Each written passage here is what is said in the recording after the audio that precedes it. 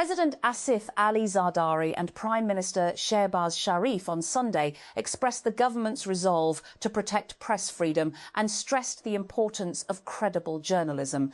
They issued separate messages on the occasion of World Press Freedom Day, reaffirming that Pakistan, as a state, remained firmly committed to safeguarding and promoting freedom of the press. Karachi. The year 2026 is crucial for Pakistan hockey that has endured many crises on and off the field for ages.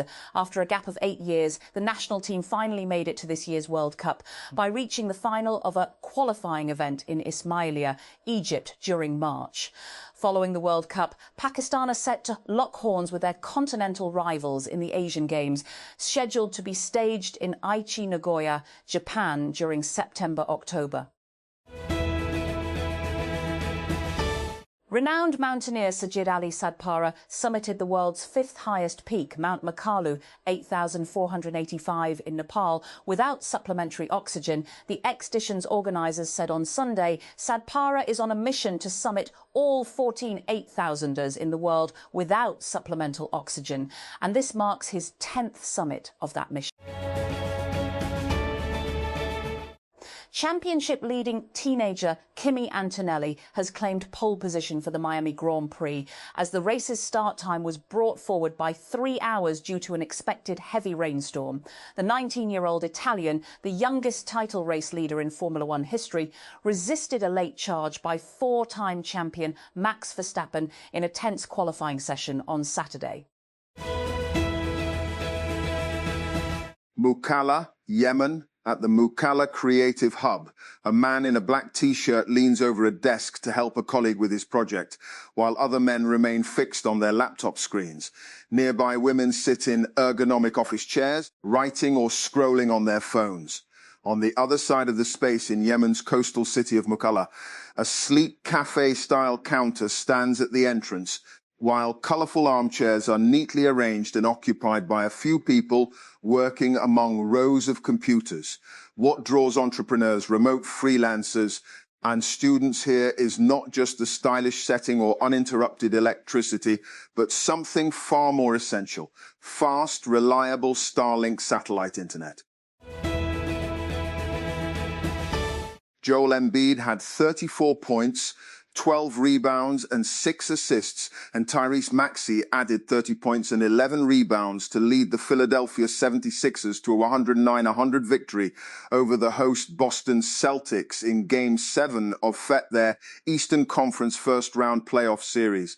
The 76ers won the final 3 games in the series on Saturday after losing the first, third and fourth games. And Taiwan.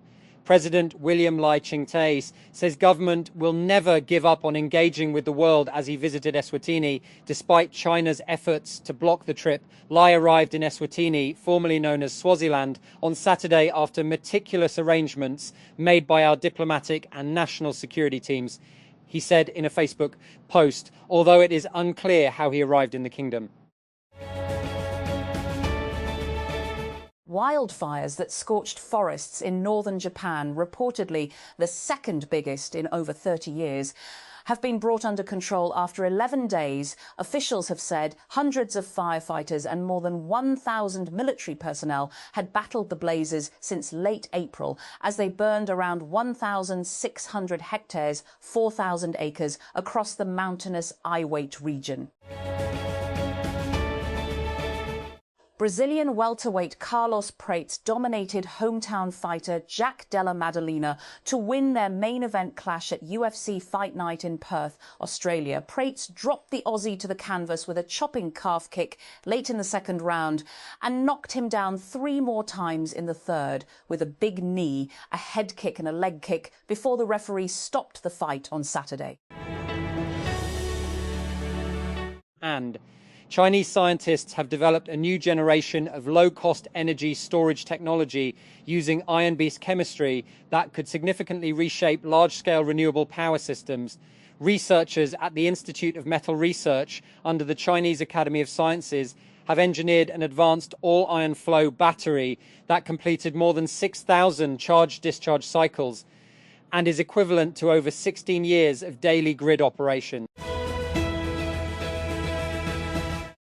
The West's legacy media and cultural products might be suffering from what is often called institutional inertia. Recently, they have been using old conceptual understandings of a world that is fast being changed by new realities.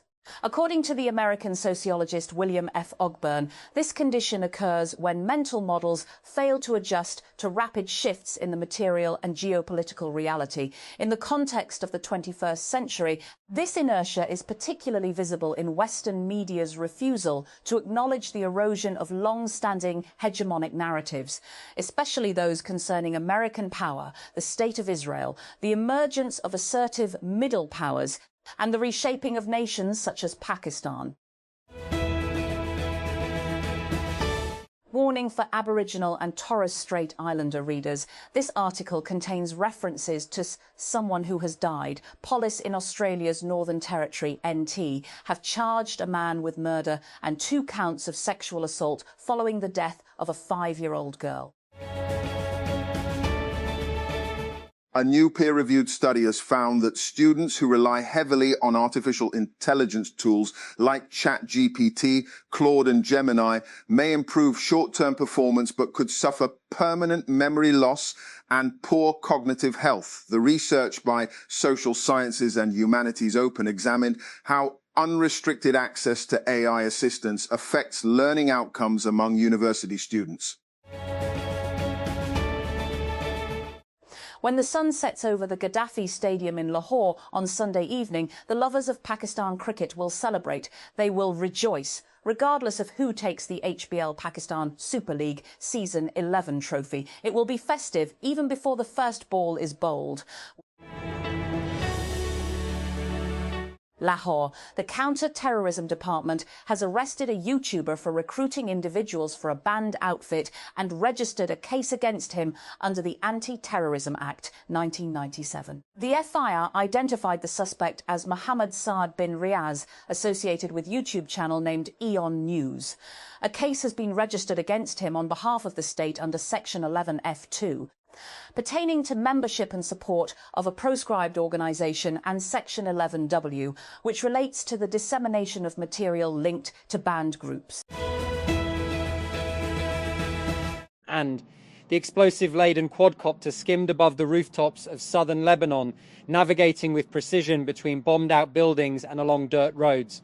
The drone gave its operator a clear first-person picture of its target, an Israeli tank with soldiers standing nearby. At the top of the picture, in white letters, were 2 words: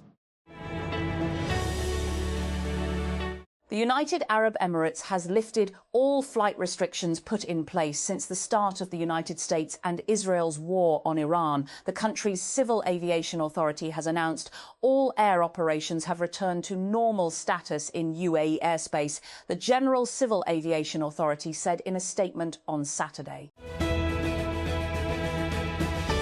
The United States has approved $86 billion in arms sales to Middle Eastern allies amid the US-Israel war on Iran. The sales come after US Secretary of State Marco Rubio cited emergency circumstances to fast-track the transfers without prior review by the US Congress. The citizenry forgets to its own peril how important a free and independent media is in the preservation of their personal freedoms. Today, on World Press Freedom Day, it is worth reflecting on the state of our media and how continuing restrictions on its ability to function independently may, in fact, jeopardize individual liberties. There is no democracy without accountability of power. And how is accountability possible if one is punished for speaking up? Such is today's dilemma as press freedom goes through yet another tough phase, with lawfare, enforced disappearances, online campaigns, harassment, and harsh financial tactics employed against those attempting to express opinions deemed unfavorable to the power wielders. And while Pakistan remained preoccupied with facilitating talks between the US and Iran, the public discourse largely overlooked critical developments on other fronts, particularly internal security challenges and a worsening relationship with Afghanistan and the approaching first anniversary of the Pakistan-India standoff. The enthusiasm surrounding Pakistan's role in a high-stakes global diplomatic effort has in many ways diverted attention from pressing domestic and regional concerns. In this fixation with great power diplomacy, media and opinion makers have also failed to adequately reflect on how the war is affecting the ordinary citizen. And, while one can't look at the sky and ground at the same time, walking while gazing upwards can be dangerous, especially on a bumpy terrain. United States President Donald Trump has said he is reviewing Iran's 14-point proposal to end his war on the country, while warning that Washington could restart airstrikes if Tehran misbehaves. Speaking to reporters in Florida before boarding Air Force One on Saturday, Trump confirmed that he had been briefed on the concept of the deal. Peshawar. A lawyer on Saturday moved the Peshawar High Court challenging the recent transfer of 3 judges of the Islamabad High Court to other provinces, along with the relevant constitutional provisions. Advocate Hastam Khan Khalil filed a petition in the PHC requesting that the Judicial Commission of Pakistan's JCP's April 28 decision to transfer judges of the IHC be declared un-Islamic, unconstitutional and illegal, along with the relevant articles of the Constitution. And Al-Qaeda leader had agreed in writing to relocate by September 2011. 2 brothers sheltering him sought separation, citing exhaustion. Agency claims to be entirely unaware of the relocation plan, says delayed raid would have missed the opportunity, Washer reasons. A decade after the operation that killed Osama bin Laden in Abbottabad, a fresh Central Intelligence Agency CIA account reveals that the Al-Qaeda leader nearly slipped out of his hideout months before the US raid. If even one extra person is able to access the internet, I think it's successful and it's worth it, says Sarhand. The Iranian man is visibly anxious, speaking to the BBC outside Iran, as he carefully explains how he is part of a clandestine network smuggling satellite internet technology, which is illegal in Iran, into the country. When Ukrainian President Volodymyr Zelensky, serious-faced and clad in black, strolled down a lilac carpet in Saudi Arabia in March, it marked a moment in the US-Israeli war in Iran. A rather unexpected one. In a post on X, he said his visit was to strengthen the protection of lives. A rescue team on Saturday released from a barge in the North Sea a humpback whale that had been stranded in shallow waters near Germany since March. Witnesses said nicknamed Timmy by German media. The whale was spotted swimming near Germany's Baltic Sea coast on March 3, far from its natural habitat in the Atlantic Ocean.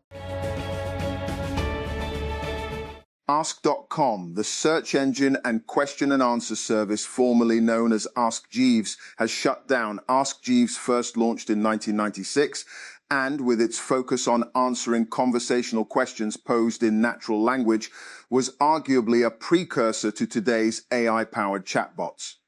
For most of its 30-year history, however, it's been overshadowed by other search products, especially Google.